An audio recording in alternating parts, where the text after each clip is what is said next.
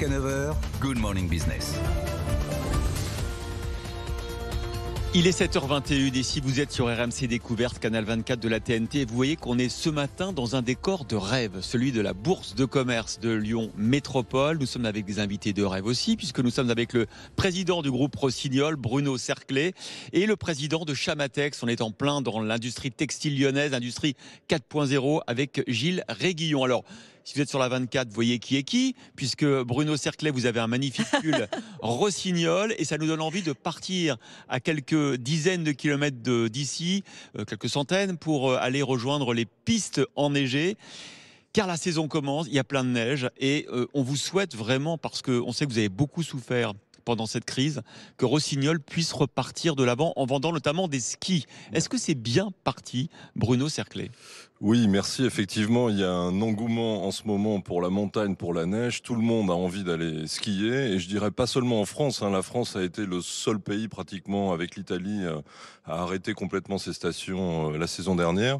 Ce qui n'a pas été le cas dans tous les autres pays de ski. Mais mondialement, tout le monde veut aller dans la montagne. Les réservations sont incroyables. Aux États-Unis, on est à plus X%. Enfin, c'est très, très, très impressionnant. Et on espère rattraper un petit peu le retard perdu en France notamment cette année et à revenir à une situation normale l'année prochaine. Ça veut dire que les loueurs, vous vendez à peu près 450 000 paires de skis par an aux loueurs et aux particuliers. Vous pouvez dès cette année retrouver ce niveau-là ? Alors, pas dès cette année. On est sur une pente qui est très positive. On retrouvera ce niveau, je pense, assez facilement l'année prochaine. Gilles Réguillon, vous êtes donc président de Chamatex, ce groupe de textiles de la région. Vous avez créé cette usine dont on a beaucoup parlé ces derniers mois. Cette usine, cette Smart Factory 4.0, elle a mis 3 ans à sortir de terre. Ça y est, là on peut en parler. Ça a commencé l'activité. Oui, bonjour. Bonjour. Effectivement, c'est vrai que c'est un projet qui est ambitieux, avec pas mal d'années d'études, de réalisation, pour une inauguration qui a eu lieu au mois de septembre. Je vous avoue que le démarrage est plus compliqué que ce qui était prévu, mais ce qui est un petit peu normal. Pourquoi ? Qu'est-ce que vous savez, concernant Chamatex, on a appris en même temps à faire des chaussures, à construire une usine, à construire une équipe, et c'est un petit peu compliqué. Là, vous êtes sorti, effectivement, on vous avait invité il y a quelques mois du textile pour aussi faire. Enfin, vous êtes toujours dans le textile, mais vous faites aussi des chaussures complètement adaptées aux pieds, notamment des skieurs aussi, non ? Encore non, là vous allez un petit peu loin. Une coopération avec Rossignol, j'y pense. Alors on coopère déjà ensemble sur des vêtements, mais sur un projet, on va en parler tout à l'heure. Oui, on a déjà une coopération, mais concernant les chaussures, non, c'est pas encore le cas. Cependant, il y aura certainement des projets qui vont naître prochainement. Non, ce qui est compliqué, c'est qu'une industrie 4.0, ça se maîtrise avec de l'expérience et on est en phase d'apprentissage. On rappelle en quoi c'est 4.0 ? Alors en quoi c'est 4.0 ? Aujourd'hui, on a des process qui sont automatisés. L'usine est séquencée de plusieurs lignes et ces lignes sont reliées entre elles par un système intelligent 4.0 Siemens qui permet de communiquer, de gérer les flux, d'être plutôt en flux tendu et d'être capable de maîtriser l'ensemble de la chaîne, y compris la supply chain en amont et en aval. Ce qui est intéressant, c'est qu'on dit souvent est-ce que les usines 4.0 complètement robotisées, elles sont des ennemis de l'emploi ? Alors on voit que chez vous, vous allez passer de 20 à 60 personnes pour l'usine. Exactement, c'est une très bonne remarque, ça me fait plaisir.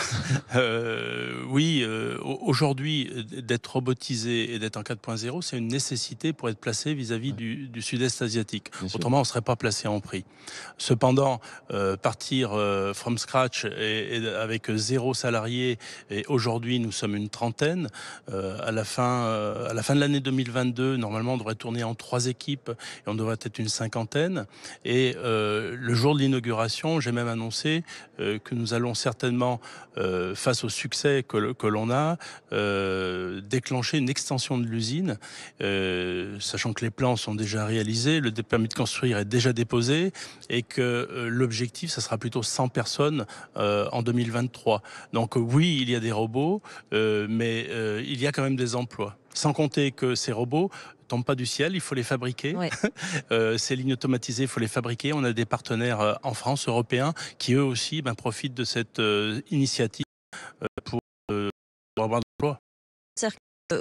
En sont vos usines à vous, chez le groupe Rossignol, une smart pour bio un jour, vous commencez à collaborer?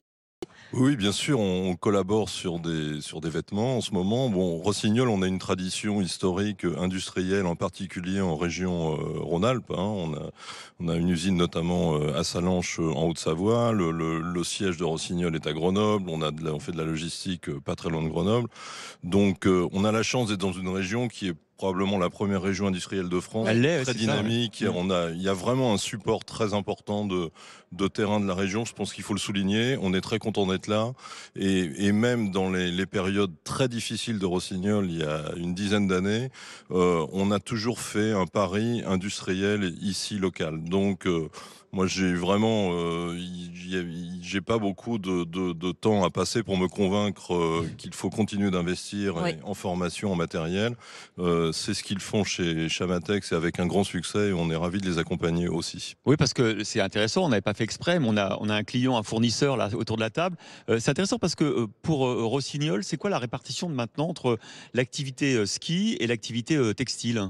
Alors le ski aujourd'hui, le ski au sens large, hein, avec tous les produits liés au sport d'hiver, Ouais, de matériel, c'est à peu près 75% du chiffre d'affaires. d'accord. Et le reste, c'est 25%. Donc il y a le reste, c'est du textile, enfin des vêtements et du vélo, Mhm. mais essentiellement du vêtement en très très forte croissance. Alors qu'est-ce que Chamatex va faire pour Rossignol dans le futur alors?